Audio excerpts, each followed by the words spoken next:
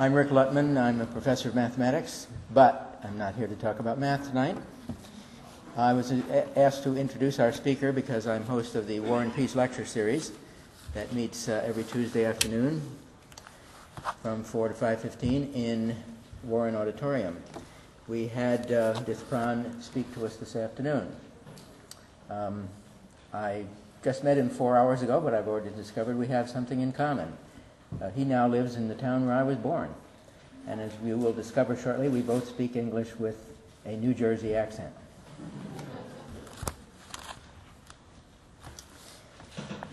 Dith Pran is a political activist and photojournalist. He survived one of the bloodiest genocides in history. That was under the murderous regime of the Khmer Rouge in Cambodia from 1975 to 1979. His story was portrayed in the acclaimed Academy Award-winning film, The Killing Fields, which many of you may have seen.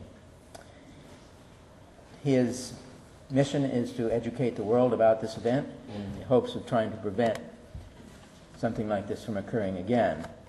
He has founded the Dith Pran Holocaust Awareness Project. He was born in Angkor Wat, the city in western Cambodia, which is the home of a very famous and beautiful temple complex. Before the upset in Cambodia, he worked in the tourist business. When the war spilled over from Vietnam, he worked as a war correspondent. He worked with Sidney Schanberg from the New York Times. They covered the events leading to the genocide, including the fall of the capital, Phnom Penh.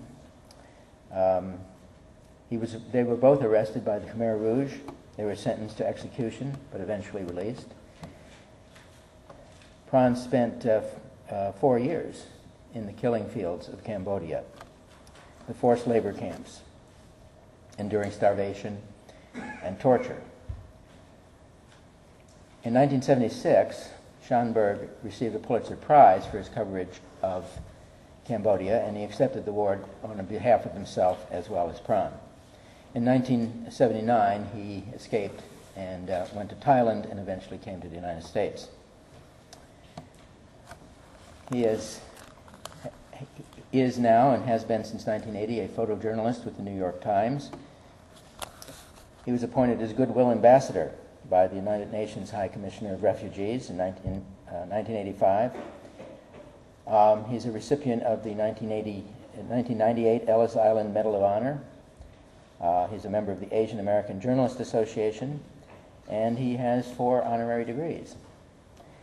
He's going to be speaking to us tonight on the subject of genocide, the curse of the 21st century. Let's welcome Dith Pran to Sonoma State. Thank you very much. Thank you. I'm glad to be here. My name is Dith Pran. I'm from Cambodia, and I hope you know where Cambodia. Cambodia is a tiny country, the same size of the state of Missouri, and before it was about 8 million people before the killing field, and the killing field cost about 3 million lives from 1975 to January 7, 1979. Cambodia has border with Vietnam from the east, Thailand from the west, and Laos from the north. So it's really tiny, and they have their own language. The religion is Buddhist, and they look like a so-called Polynesian. We all long way that the history came, that we some went to the island, some go to the mainland. So Cambodia is a part of the Southeast Asian people. So before we get to the genocide, we like to talk a little bit about the history, why the killing fields happened. and it shocked the world and shocked the Cambodian people, because this is something that is very hard to believe unless you dare. It happened that the killer was Cambodian and the victim was Cambodian. That's unusual. Usually it's a foreigner kill another race or whatever. So Cambodia is not a racist conflict, it's a classist conflict. What I can see, because the Khmer Rouge, Khmer means Cambodian, Rouge means red. So the way that I must explain to you this language, this name, because the Cambodian people, or the Indo-Chinese, the Vietnamese, and the Laos, we all lived in the French for 90 years. So the language, French language, is part of Cambodian language as a second language is French. We all have our own language, but because we live in the French, we have to study French. So in my generation, I go to school, I have to study French also. The history, as you know, that when America got involved in the Civil War in 1860, the French moved to Indochina, to Vietnam, Cambodia, and Laos, and occupied there for 90 years, until 1953, because the people there feel that it's time to fight for independence. So Cambodia got independent in November 9, 1953, and Vietnam stayed about a year later, after the Vietnamese people fought very hard and made friends, get a big casualty at that time. So the French decided to have some kind of ceasefire, and the Geneva Convention created and divide Vietnam into two countries. As you know, in your generation right now, you know that Vietnam is only one country. But before that, after 1954, Vietnam divided into two parts. The North, they believe in communism, and the South believe in Western world. That's why we as a Western world, we as Americans, must help those who believe in our culture, in our system, in our democracy, and our freedom. That's why we were there. So this go back to the time when President Eisenhower was president, and he decided to send all the aid to help the South Vietnamese people. And then after President Eisenhower, President Kennedy believed the same thing, that we have to help the South Vietnamese to defend themselves, to not allow to let the communists come and invade or swallow South Vietnam. So during President Kennedy, we started to have a casualty, because as you know, not everybody loves America. So some of them, very extreme, we start to have a problem with America. They say, we chased the French out, now another group, American look like the French, the same thing. So why we allow them to come? But the majority is always love America, because we went there, we help rebuild, we help educate them, we bring a lot of good stuff for them. And I remember that even in Cambodia before, we don't have any big tomato with some kind of seed agriculture. So we try to bring some good stuff to Cambodia. In Cambodia, there's no problem. Because Cambodia, after French left, we agree that we stay neutral, meaning that we don't take side communism or Western world, we take the middle road. So that's why we stay away from the Vietnam conflict for many years. We live in peace in the middle of the fire. So Vietnam got involved in the war since, I think it started, the big one since President Johnson, after President Kennedy was assassinated and President Johnson became the President of the United States. And as you know, we try to explain to you that the President of the United States is a Democrat or Republican. They all President of the United States. So meaning they do everything, they hope they do something right for the world and for us.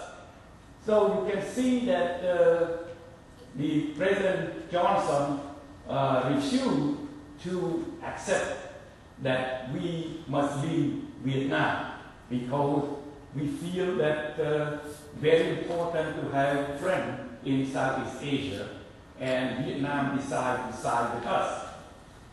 We want to show the world that we can help, we can create democracy.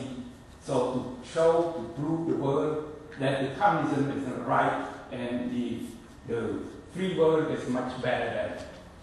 So in the long run, you can see that democracy is always better than dictatorship. As you know, if you remember that the Soviet Union collapsed because they were dictatorship and they don't give us, the people, freedom of speech.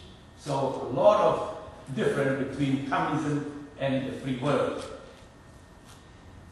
President Johnson, at that time, when he was the president, the war in Vietnam is getting stronger and bigger, and the casualties keep increasing every day. So what he did, he decided to increase the soldier and send a lot of soldiers to Vietnam. And also he ordered our pilot to bomb North Vietnam. Because in the history that the people that fight against our soldiers in Vietnam, they came from the north, a lot of them come from the north. And the south, the south part of the movement in the south. But in the south alone, they cannot fight. So the north feel that they get to help reunite. They use the word, we must reunite our brother and sister, our country to become one Vietnam. That's what happened at the end. You can see Vietnam right now, after 1975, Vietnam become one country. So, as you know that we lost so many soldiers, 58,000 people were killed during the Vietnam War, and hundreds of thousands were wounded and injured, and then they had many captured by the North Vietnamese because we sent our pilot to drop bombs in North Vietnam, in Hanoi, and then they shot down and they captured them, and some of them stayed there for many years, like Senator John McCain, that he was in prison in North Vietnam for 7 years, what I think. And so it's a very long time that until we can have another agreement that we can bring our troops back home. So it takes many years until 1973. But before that, we must say that each president always thinks American first. That's what my view on the conflict.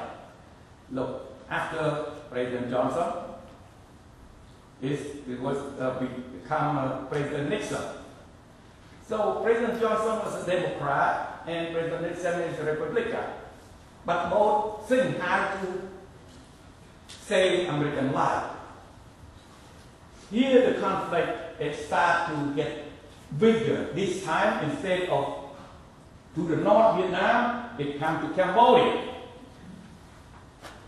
The reason why President Nixon expanded the war into Cambodia because North Vietnamese, they're very clever. They know Cambodia was neutral, and the Cambodia didn't have any gun, didn't have any good army, so Cambodia just let it come in the jungle along the Cambodian border. So the President Nixon feels that we cannot respect Cambodian neutrality anymore because we want to win the war, and we want to have peace in that area. So he believed that we must fight hard, we must expand that war so the area and that area get involved. So at that time, in 1969, he did it, and the big one is in 1970. So in 1970, he not only bombed Cambodia, he sent troops to clean the area where they believe the Viet Cong and the North Vietnamese hiding inside Cambodia. Well, the history keeps in the record, in the file, that we lost 4 university students that protest against President Nixon's decision to enter into Cambodia. That, if I believe it's May 4, 1970, because Nixon sent troops to Cambodia in April 1970, so 4 days later, there's a big protest around the country, and at that time, as it's Penn State is the biggest one, so they lost 4 students because of the protest. So the pressure that the war is getting, as you know, that bigger in Cambodia. So now you know the story why Cambodia become the killing field, because the war that spilled over from Vietnam get into Cambodia made the Cambodian insurgent to increase by tell the public that, look, America is not a nice people, it's not a nice government, because look at they destroyed our jungle, our forest, our home, our rice field, our animal, and so on. So the war created a lot of problems too, not just to win the war, but we can see it go both ways. You make the enemies easy to convince the public, to the farmer, that you get to join with us and fight back. Because if you don't join us, Americans are going to destroy our country and so on. So you can see that first the Khmer Rouge, even be neutral, the Cambodian communists already there. They refuse to join the Cambodian society. And they live in the jungle for many years until 1970, when the war broke into Cambodia. That's how the Khmer Rouge started to grow. And who helped the Khmer Rouge to grow? You have to understand, war, B-52, bombardment by the airplane, and the communists come and help say, you get to join us, we will win. And so the Khmer Rouge get, excited and say, look, we have friends. And they tell the people, they tell the Cambodian people, join us, we have plenty of weapons. The Khmer Rouge can get all kinds of weapons from the communists, from the North Vietnamese. Who's a big supplier for the Khmer Rouge? Is China at that time. So you can see that the whole area is involved with 3 superpowers, with the Soviet, with China, and America. So if you go to Cambodia at that time, you will see all kinds of weapons that both sides were using it.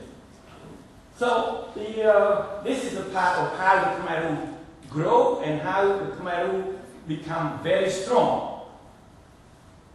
In the way that they become strong, because like I said, if without the war that spilled over from Vietnam, without the communists entering into Cambodia, the war never happened.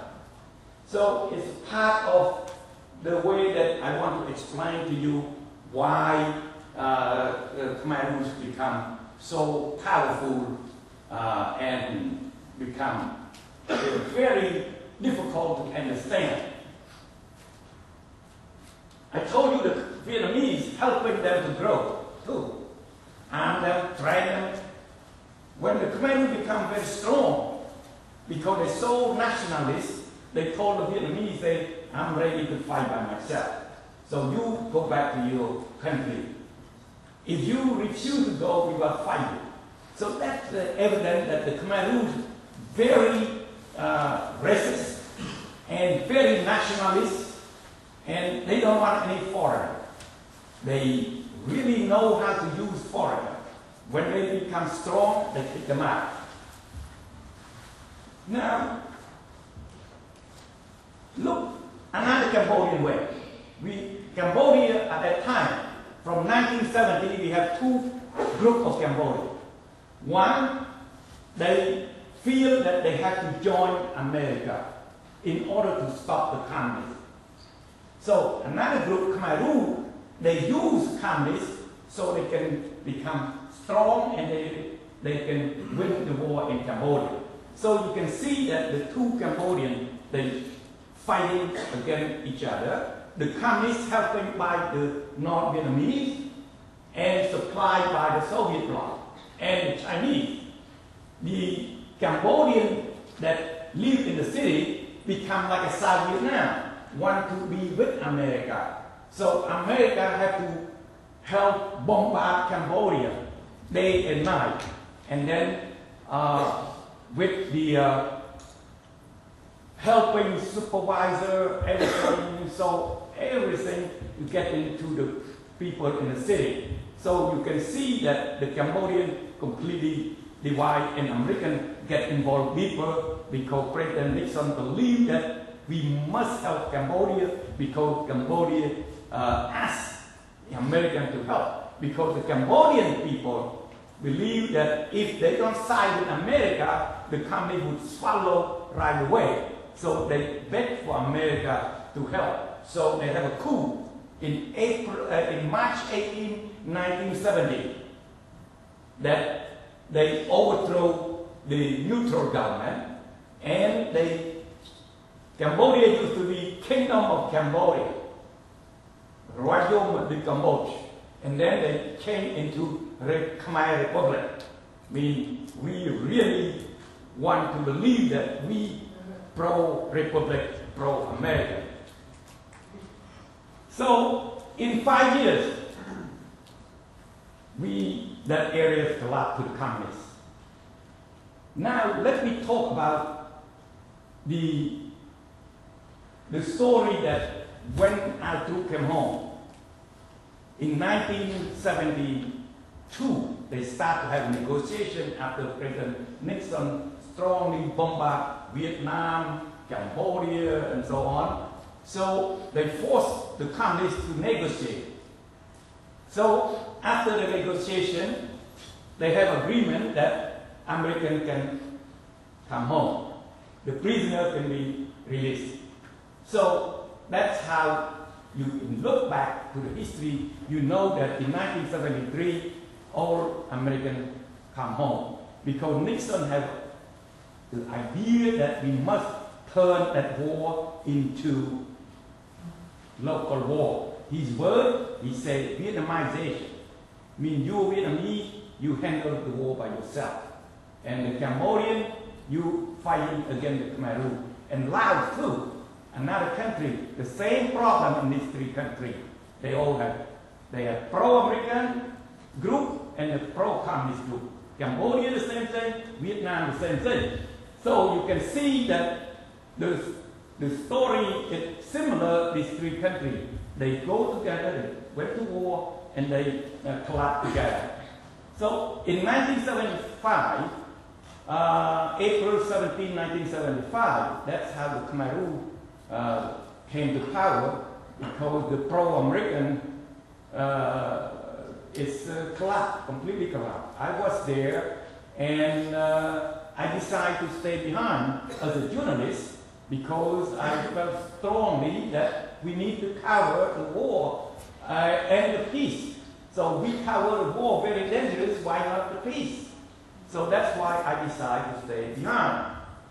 And I'm sure in this room, some of you saw the movie The Killing Field. Is really based on my life, and very powerful movie, because it's even some of you saw the movie and you say, well, it looked like very strong, very bloody movie. But if you talk to the Cambodian people, the real people that they suffer like me, they would say, oh, very light, you were lucky, you did not suffer enough. Well, I have to explain everywhere I go. In 1984, 85, when the movie, showed all over the United States and the world, I tried to explain to the Cambodian community, telling that this is a movie to educate the next generation. And if you show all the blood, all the torture, all the, so much ugly scene, it's very hard to let these new young generation that they never went through all of this to understand. So we hope that you understand that this movie is based on a real story, but we minimize a lot of violence because we believe that this movie can stay forever, even I die. And even the guy portrayed in the movie, he said he did very good job, and too bad he get killed in the United States. He survived the killing field, and he get killed in Chinatown in LA. A few years ago, maybe 5 or 6, I forget the date already, but it's sad that he did very good and he enjoyed, he say like I said, that this movie is worth than anything, because to tell the world that we lost 3 million people and we need to prevent this from happening again, because it could happen again and again, like all of you young generation about in Sudan right now. So I really admire your work, and I think that we should get involved more, because people over there need help, need your voice. When I was in the killing field, the world ignored. Why? Because we're tired of the Vietnam conflict. We don't want to look back. So that's the problem. We allow that to happen 2 to 3 million. And I think we learned a lot, but still not enough, that we allow this to reoccur. Well, because the killing field, I think the world feel guilty that they cannot save. They could save a lot of people's lives if they react on time. But I can see that the Eastern Europe, when they have something happen in former Yugoslavia, and the world step in and stop those kind of genocide. So I am afraid that right now that the situation in Africa that keep going on, because we as a people, we know that America take a lot of responsibility to help those victims, because we traditionally, we always get involved in helping the refugees, try to stop the genocides, but right now we get stuck with 2 wars. So you know that it's very difficult for America to get involved more than what they did. But at least America did a lot of things, but still not enough. We need to convince the world that we must stop the genocides. Because after the Jewish Holocaust, 6 million people, we always say never again. But it happened again and again. Look at in my lifetime, how many genocides I seen, I went through, I saw all of this happen. And it's very, very difficult to deal when you see the children born to die. So, Now you understand how the situation in the history collapsed in 1975. So after President Nixon decided to let the local people to fight each other, and Americans come home, so in 2 years, completely collapsed that area. That's why, since 1975, you see a lot of Southeast Asians come to this country, because America feel that we must help these refugees because they ally with us, they support our policy, they like our culture, they like to be with us. So that's why I'm sure that you see a lot of Southeast Asian coming to this country. In the way that the Khmer Rouge, when they came to the power, the Cambodian people were excited. We are happy to see that. The reason why? Because we were tired of 5 years of war. When the war started in 1970, after the coup, by the Cambodian pro-American, I was 28 years old. I lived in peace. I raised my kid with a good job. Cambodia is a beautiful country. Plenty of tourists come to visit. And then when the war started, I have no choice by joining the International Press Corps. So that's how I became a journalist, by working on the field. I didn't go to school for journalism. I went to school for history. So I know a lot of Cambodian history, and the tourists at that time just want to know about the beautiful landmark historical temple in Cambodia. There's 100 of temples. It was built from 8th to 12th century. Cambodia was a very strong, powerful country, a powerful nation in those years, and then start to fall apart from 15th century. So some of you would love to see Cambodia. It's beautiful. Even we suffer tremendously, the people still smiling as usual, and very happy to see foreigners. And now, because Cambodia is different, the tourism factory is getting bigger and bigger, and unbelievable that because we all understand, because Cambodia used to be a big tourism factory there, because we treat the tourists like a king and queen, because that's our law. So we must respect, because these people, they bring us green, and they help us economy. And in reality, yes, in my hometown, many people get a job in the tourist industry. You know, when you have a temple, you need workers to clean the temple, to restore the temple, to dig, looking for more. It's a lot of job. And then you get a guide to bring the tourists, and you get a hotel, you get a restaurant, you get a souvenir store. So it's the whole town. You ask, they all work for tourist industry in that town.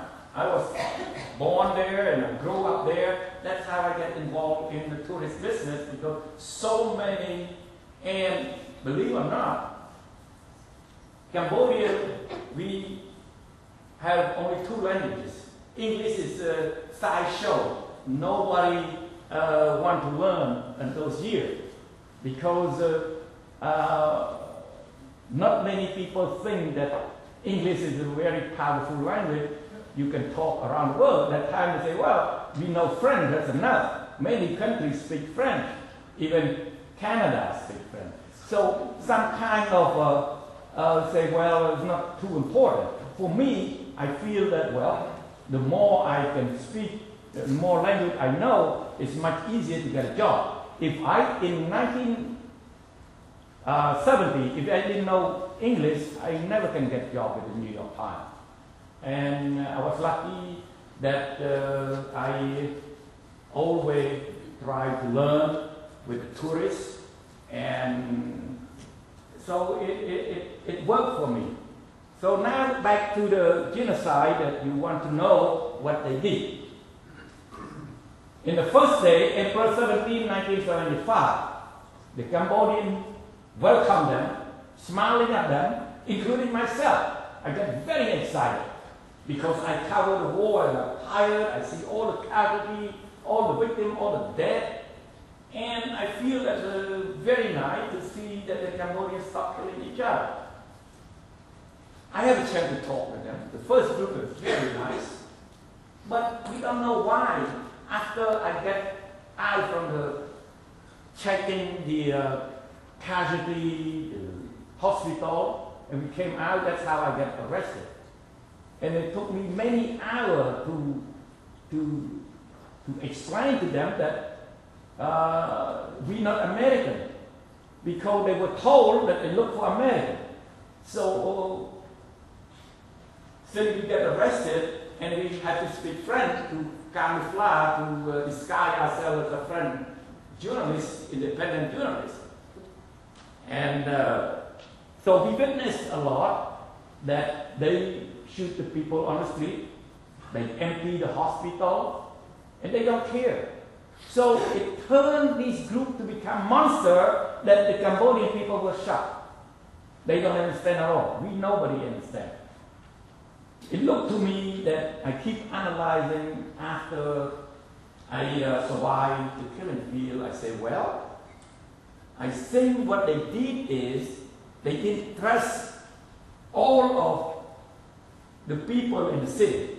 That's why they punished the city people and they tried to get rid of the city people, because these are people that they never can brainwash, because we were spoiled with, you know, the Western world, with our freedom, with our, you know, plenty of food. Our system is perfect. No way that the communists can brainwash us back to the system that everybody get to be back to the robot system, that you get to listen to them, what they say, what they told you to do. We all were sent to the countryside, to the forced labor camp. The goal is to force the people to first to grow rice. They did not prepare that people from the city need food. So people die from starvation. People die from refusing to leave their home. People think this is not real. So they always tell the people that only few days, America is going to bomb you because America hates us. So please get away. They say, you must leave, you must leave. People didn't bring anything except some rice, some salt. And you know how many days that you run out of the food. And then they start in the countryside, and you get there, they give you a little bit of food, and they force you to work. Many people die along the way, walk into the killing field. Here's another one. Some of you saw the movie, you know that they wear black pajamas. They play politics. They know how to play politics. Because in Cambodia, the farmers wear black pajamas. So they force everybody to wear black pajamas, throw away all the colorful dress.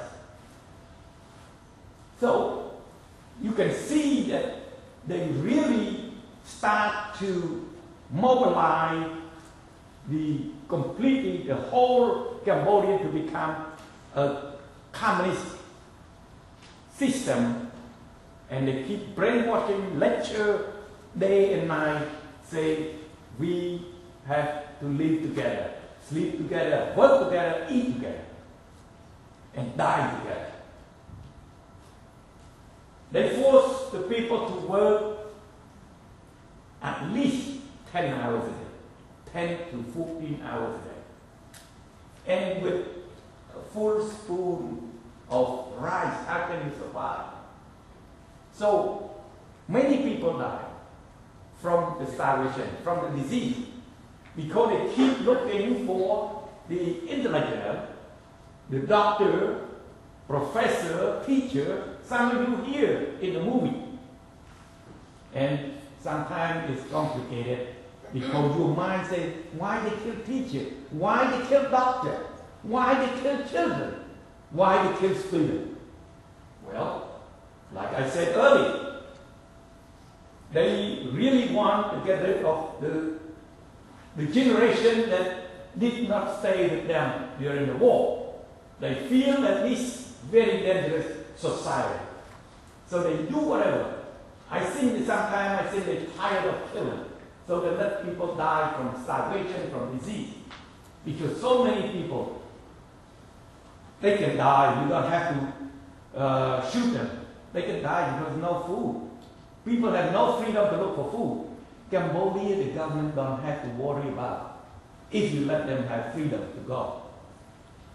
The soil there is very easy to grow. Not to be rich, but to enough to have food in your stomach. It's plenty. Fish right there.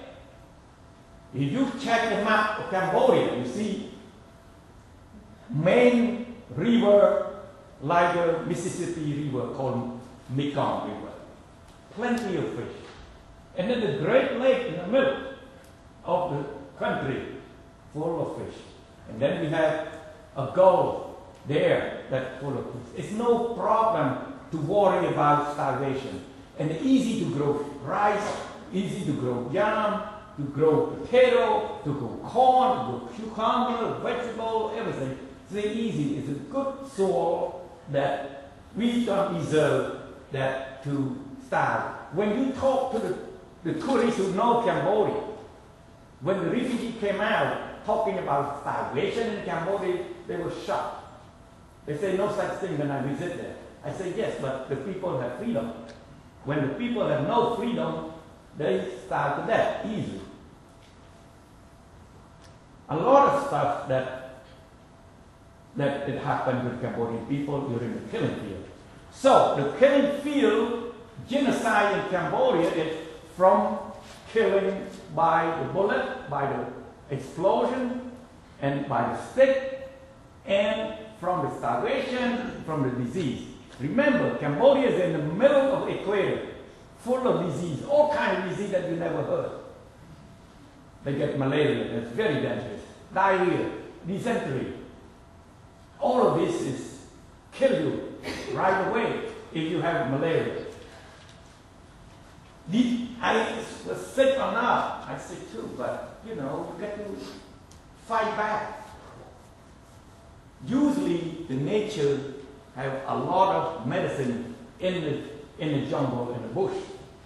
So it's like, you know, American Indian, when they're sick, they have no doctor, but they have some medicine from the, you know, herbal medicine. So Cambodia, the same thing. Even the Khmer Rouge did not give you the medicine, but, you know, our grand generation, they know about the herbal medicine and so on. They have all kinds of bark and leaves that kill all those germs. So now you can see that, and hard work. When you force you to work without food, you die on an area. You imagine that it's hard to explain until you put yourself and say, well, when you have no food, you work, how can you survive? That's what happened. People die everywhere. The main thing, if you say, well, what, you think any good about this group? Yeah, it's good on ideology. They believe strongly in growing rice, build irrigation, build dam, and so on. They look good, but they don't believe in machinery. They believe that in year zero, that's what we call Cambodia become year zero, meaning they start from nothing. People walk barefoot. I mean, this is something that they believe. They believe in next generation. I keep explaining to you for you to understand. They're looking forward to make sure that the next generation will be happy when they get used to it. The new generation that come up and never know where America, where the freedom is. That's what they're looking for. Why they kill so many children? Because they believe strongly that if they kill only adults, the children grow up in the future. When they grow up, they will ask, where's my father? Where's my mother? What they did to my father? And then some of them would seek revenge. So they have reason that why they killed the whole family. I lost many of my nieces and nephews. I lost three brothers. The youngest one, 15 years old, still in high school. They killed him. And then the rest, the one after me, and then my older one with the family. I mean, everything is shocked the world that we keep back saying, why nobody touched? Why nobody cared? Remember that. You are in a bad period of time. Nobody talk about it. Like I said, you have to understand politics. Politics is we don't want to look back what was going on after the Vietnam War. We decide to leave. That's what the story is about. And you want to know that some of you in this room would say, who was the president during that killing field? Mr. President Carter. He's very liberal, he's very caring people, but because politics dominate him, so he's completely ignored. If you blame him, no, because he's a politician. He cannot say, oh, I get to save Cambodia. He cannot do that. Who's going to support him when the whole politician says it's not worth it? We lost 58,000 already. We lost hundreds of people, wounded, injured during the Vietnam War. And we talk about go back to save Cambodia. It's not worth it. So for me, I have to understand a lot of things in order to make me feel that it's the way it works in this planet. Politics is more important. All right. And a lot of politics in this, because I want to explain to you that the Khmer Rouge cannot survive. Why? Because dictatorship never can survive forever. That's part of hope. Remember, democracies will win all the time. You can see in your own eyes, Soviet bloc collapsed because dictatorship. Because they're greedy of war. The more you involved in a war, your economy is going to be very difficult. Soviet collapsed because they got the war in Afghanistan. And the Cambodian conflict. And confuse you a little bit. But I want to explain to you, some of you remember the Soviet bloc collapse. Pol Pot, the Khmer Rouge, tried to punish Vietnam because historically Vietnam took some Cambodian land. So when they feel themselves very strong, very powerful, so they invade Vietnam, they test the water, and they kill a lot of Vietnamese civilians. So the Vietnamese don't accept that. The Vietnamese say, I'm stronger than you. So that's why the Vietnamese came back and fought back and destroyed Pol Pot, Khmer Rouge, in December, Christmas Day, 1978, and January 7, they took the Cambodian capital, and they didn't liberate it yet. They keep moving west, because I'm in a Western country. For me, I think they liberate 11 of January. So it took a few days, but at least they control the capital, and they control the radio station and something like that. And they chase Pol Pot Island. Pol Pot run back to the jungle group. So now you know that Cambodia become running with another Cambodian. This is the pro-Vietnamese group. These group, part of the Khmer Rouge, they didn't agree with Khmer Rouge leadership. So they were sent to fight the Vietnamese, but instead of fighting with the Vietnamese, they surrendered to the Vietnamese. So the Vietnamese used that when they invade Cambodia, they used this group to become a part of new Cambodian revolutionary movement. So they prepared this. So you can see the Vietnamese invade Cambodia, but they installed the puppet right away. They fought against the Khmer Rouge, but the Cambodian people will carry the new flag and try to say, we Cambodian, we chase the Khmer Rouge out.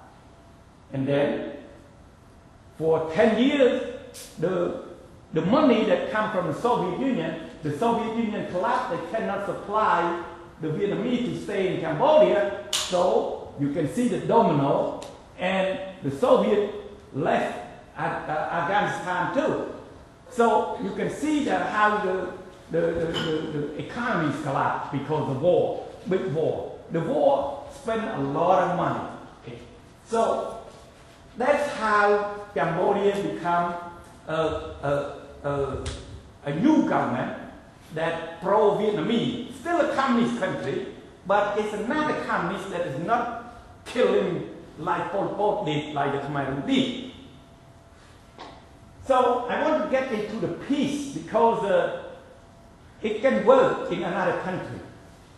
Because I can see in Cambodia it works as long as the United Nations get involved.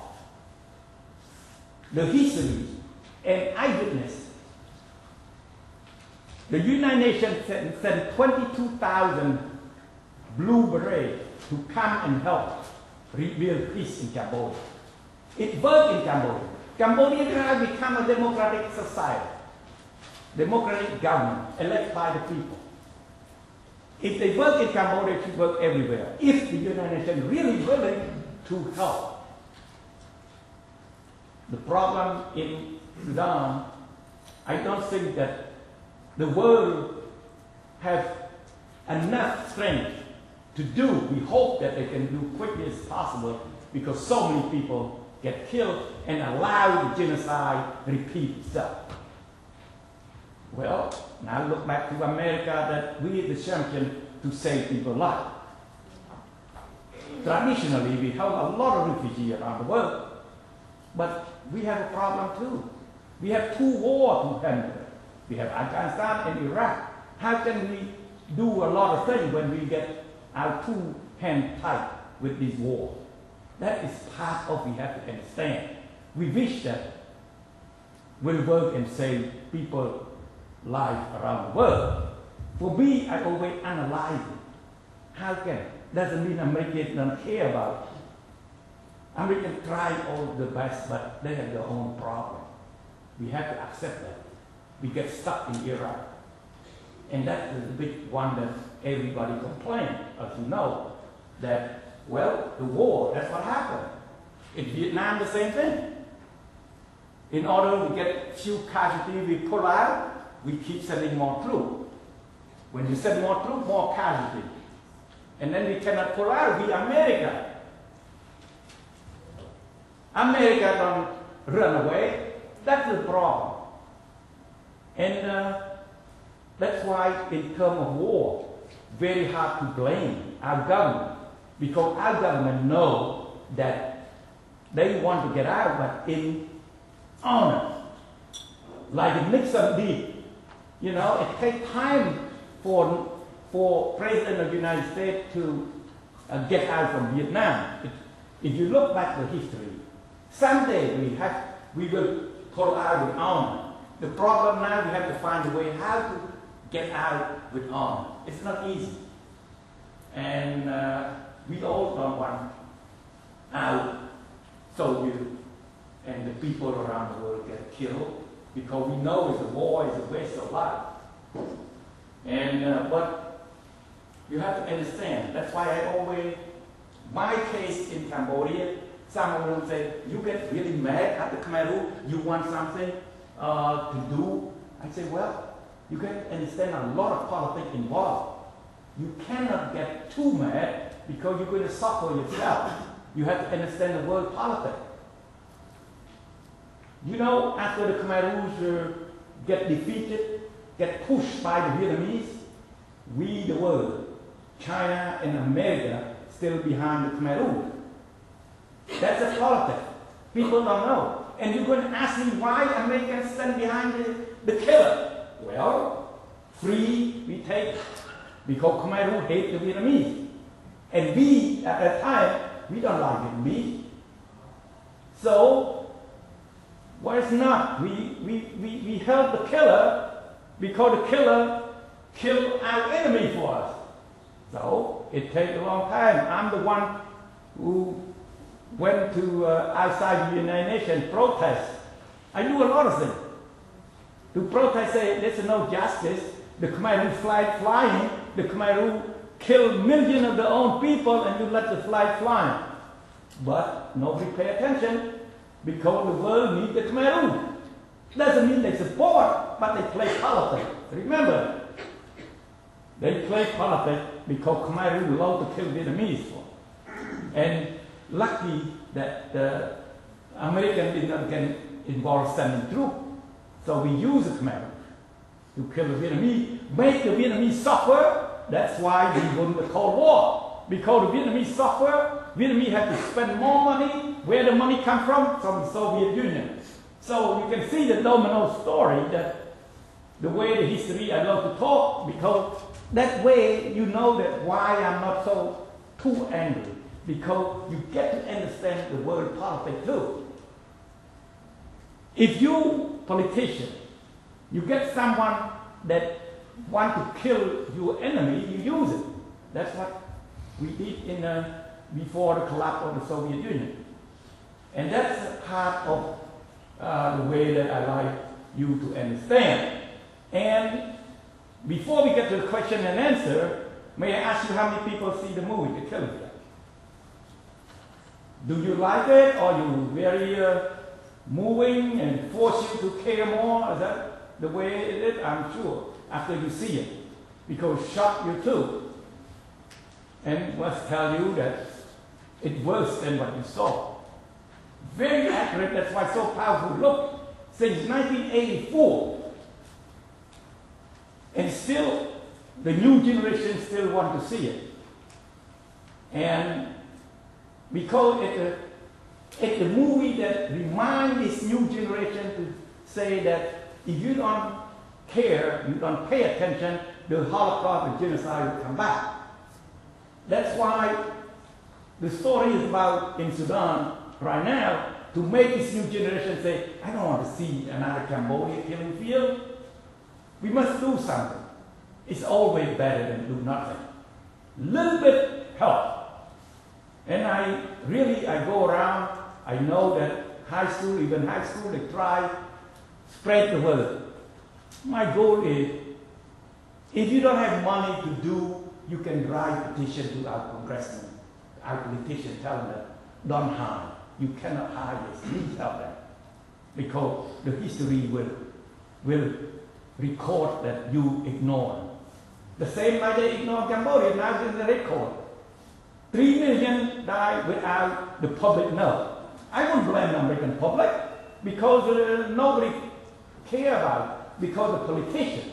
You see, you get the politician to get involved. Public push the politician. The politicians see if more public aware, they follow you. The same like the situation in the election, you know it. When the public push them to say enough is enough, so that they can reverse the history. So the same thing what happened about the genocide. The public had to start first to make politicians feel that they get to do something. If they don't do, they cannot be at the Capitol Hill anymore. The same like what's going on in the last election, you know that. Anyway, you understand that Cambodia become a pop-up like a mushroom that I'm proud of that, because what I learned is become a democratic society. They have an election in Cambodia since 1993. So if you look around that area, Burma is still dictatorship, Laos still in communist, Vietnam still in communist, China still no election, in Cambodia election, and look, Thailand, we used to respect Thailand. Now Thailand is democracy collapsed because of coup. And so only Cambodia that survived democracy. And we hope that you know, the whole world understand that democracy is more important for the public, for the people.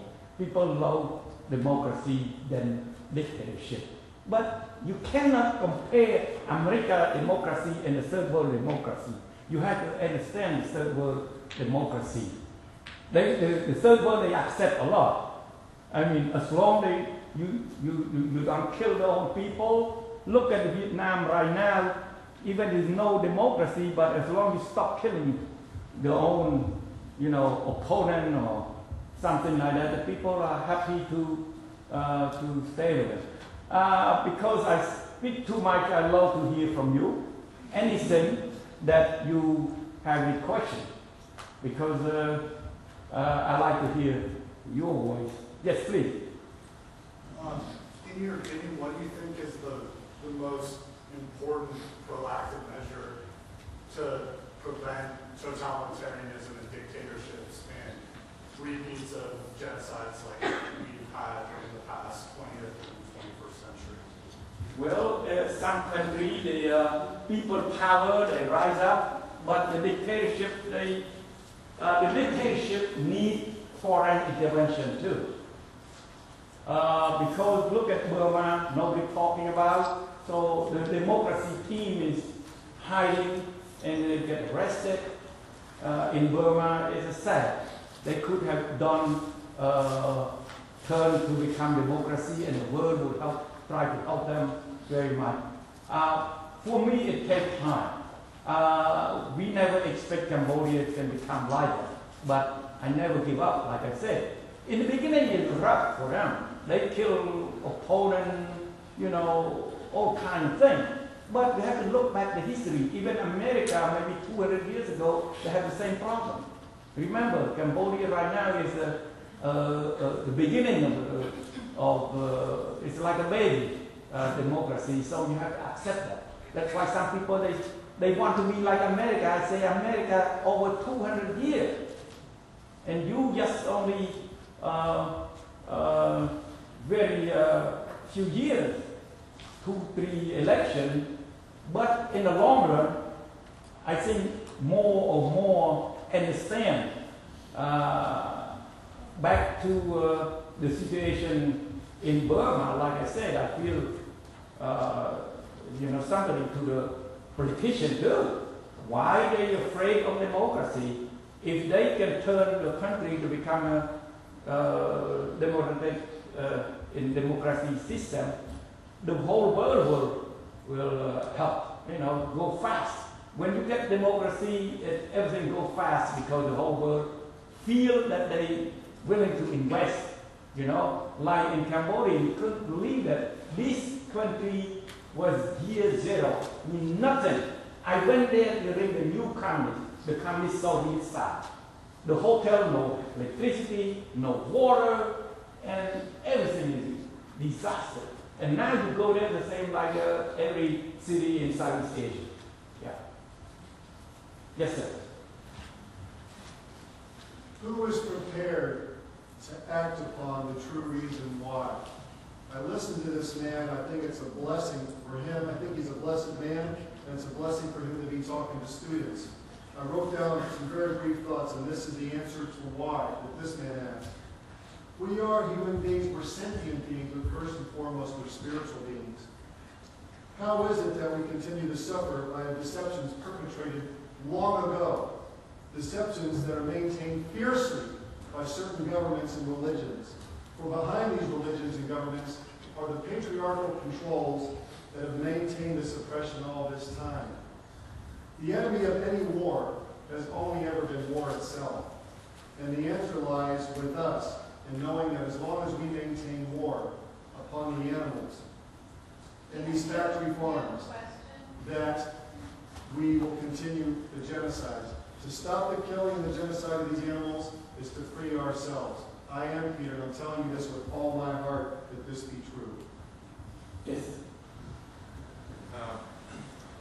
Just wondering if you could tell us what the general state of the educational institution in Cambodia was at the time before the Pol Pot regime.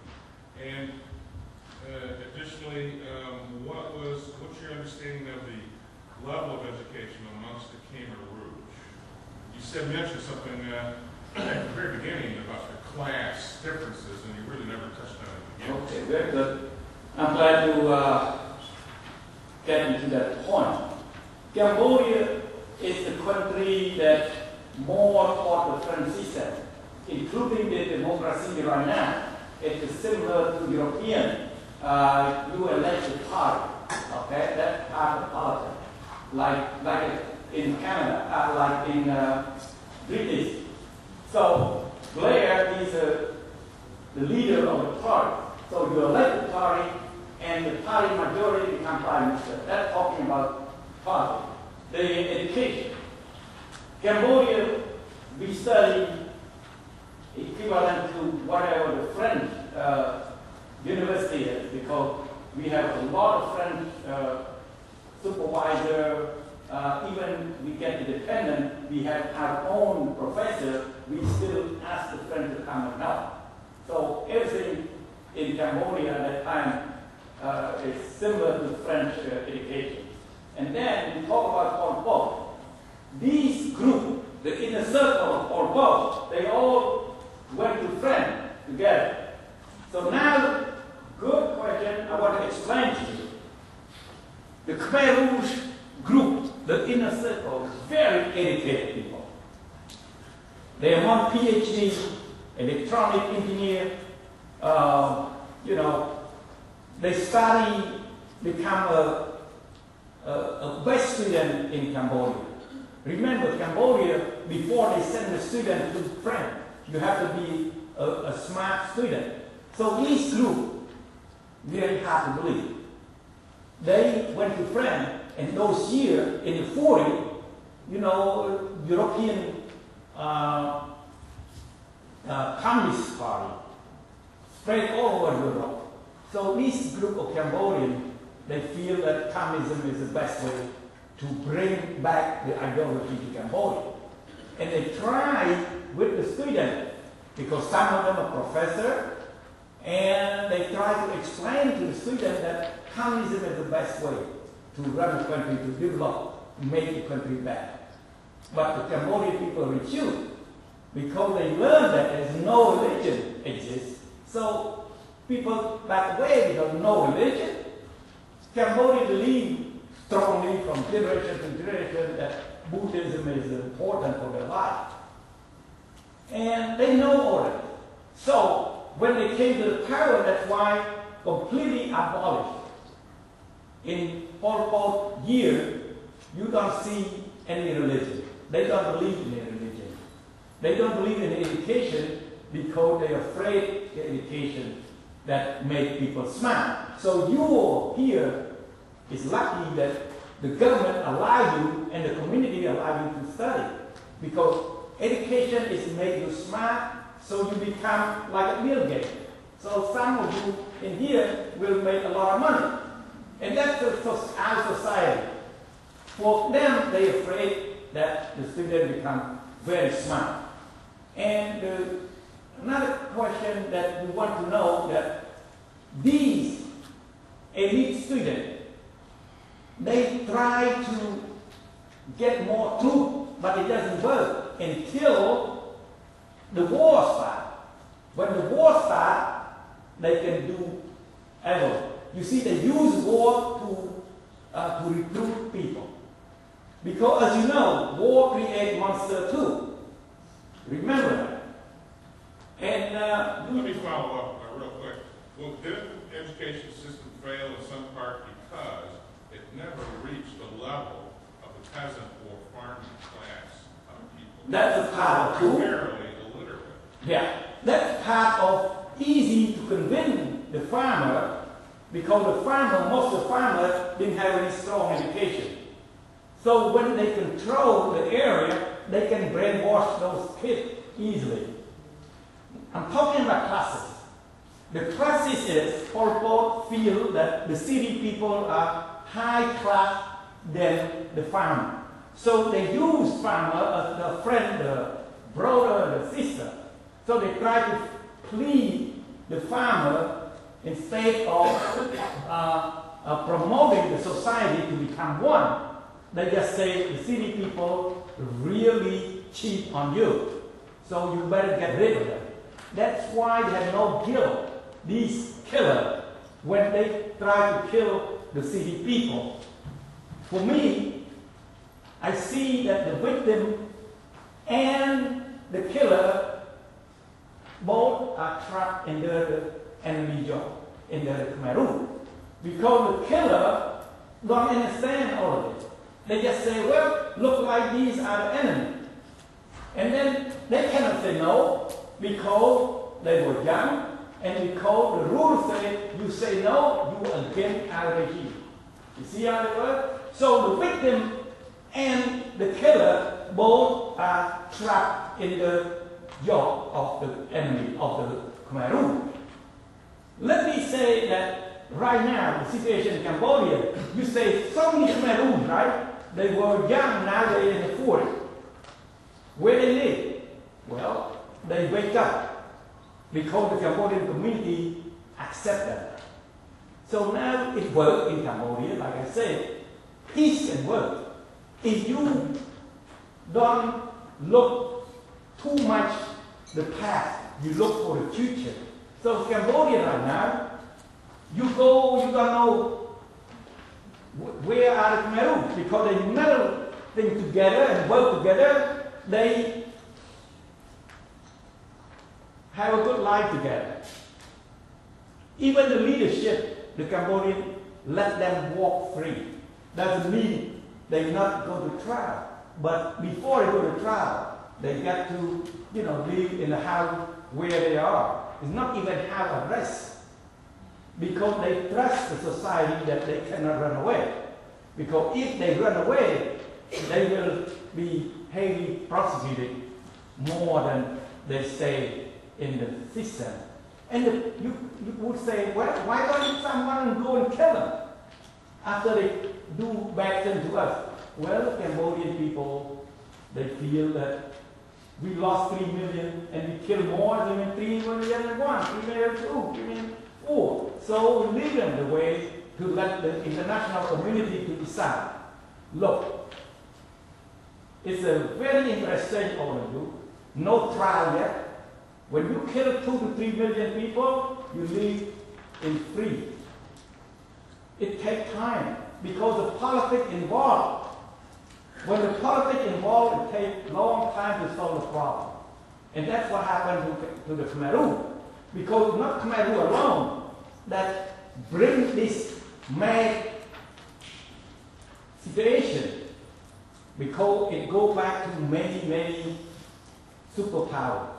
So now the world tries to make a small case that don't talk about bombardment by Americans, don't talk about China give you a weapon, just talk about you. Why, when you come to power, why you kill people? Okay? But they prepare to bring Americans, to bring Russian, to bring Vietnam to get involved in the trial. But that's why the community say, no, we get to start where when you win the war, why you kill people, up to from there. All right? So you see that's why the trial, it takes a long time, because the world get involved in this business. It just feels like I see parallels, because in fact it didn't seem like the Khmer Rouge had support in their country until the people are reacting to the U.S. invasion. It's like the U.S. in Iraq. We created Saddam Hussein because he fought our enemy, the Iranians, and we created the Mujahideen in Afghanistan because they fought the Soviets. It seems like whenever we go in, and play that kind of politics, we create a monster Well, that comes back. That's why we don't take side, we don't blame the government, but we discuss. We feel that it's very important for all of you to understand. Don't blame anybody. We have to say this is the way it works, the whole situation from one generation to another. Like I said, it looks similar to Vietnam, to Cambodia. When more big wars going on, the more enemy grow. It is in your own eye. But the problem, we cannot say no. That's what we have to discuss. How we can prevent this from happening again. So it becomes like a classic story. It happened again and again. And look, that some students get involved in the genocides and so on. Someone has to do something. Maybe it takes time, but at least say, I did something. That you act together more, it will help stop that. But if you say, no, I cannot help, I'm alone. Like I said, I did. I mean, you see injustice to fly outside the United Nations because America and China don't want to see Khmer Rouge disappear because they want to see Khmer Rouge kill the Vietnamese for them. And as I said, remember, if you look back, I know history, when Vietnamese invade Cambodia, the Chinese invade Vietnam. People forget, if you look at history, you will see, why? Because Khmer Rouge belong to China. China loves Khmer Rouge because Khmer Rouge hate Vietnam. It's a lot of Chinese try to fight Vietnamese, but the Vietnamese so smart too, they prepare. They know that they don't allow that. So if you look at the politics between the Vietnamese and Chinese, they're not too close to each other. Yes, sir. Again, I love you to speak. I'd like to have your comment on this. As a historian, it's true that you've seen that there's never been any peace. But you've seen also artist renditions from around the world, whether it's in churches and museums, from around the world that have portrayed their vision of the promised land. And has it not always been gardens with children and animals, and the animals are never on the dinner plate? Have you seen this also? We also see all of that, but for me, like I said, that I like to discuss in the whole. I don't blame anybody. I just say, if you agree with me, say you agree. If you're not, that's all right. Because we live in the debate area, we live in the discussion culture, and so on.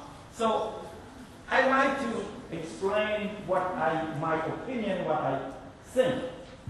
Like Iraq War, it's not easy to withdraw. And because we are American, remember that. We well known to become a powerful nation. And then we withdraw. It looks like we are paper tiger. Remember that. Doesn't mean I throw war. I try to bring how to get out. I think that our leaders, our politicians, understand that. But it's not easy to get out from this kind of crisis. Same like Vietnam, it takes a long time until 1973 to get out. Yeah. You mentioned the idea of politics being influential or primary in the outcome of the Cambodian genocide. In retrospect, many people believe that military or American political intervention was a direct influence in the sad outcome. What do you think? If we had not intervened politically and then militarily, do you think Pol Pot would have been able to gather the power that he did in answering the capitalistic or American presence in Cambodia? For me, I can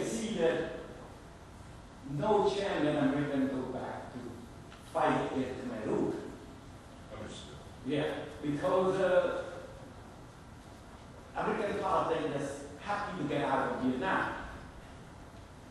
So there's no way to go back. I just talk about, the politics involved. You mentioned withdrawing. You see, we always leave. We always leave. That's part of the problem of intervening anywhere. Right. That we're going to leave, and then people are going to settle up. In terms of human rights, people are going to get even or look to gather control. And unfortunately, I believe it has something to do with what took place. Not everything, something. Cambodia. Unfortunately, anyway, I was just, that's an opinion. It's not really a question. So, right, that's the about the debate. You all have a good opinion. I have some opinion, and just try to explain to these students to understand that sometimes the politics, allow the monster to kill people and just ignore completely. And we did it in Rwanda. Everybody stood by.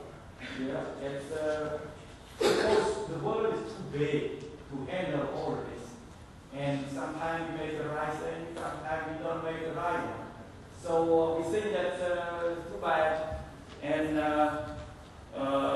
like we said earlier, that we all don't want the war, but we're not responsible. Only thing we're responsible is to make sure that we all understand that very difficult moment to solve all these problems. It's easy to say, bring troops home, but I feel that very difficult. I cannot answer. How can we bring the troops home and with our lost faith, with our problem, and we're not expert on military, and we hope that our leader keep talking, have some kind of good decision how to bring it out, so we can feel that we come home with honor. Well, anyway, I'm glad that you hang out here with me, and enjoy talking with you, and I hope that you can learn something from our discussion. Thank you. And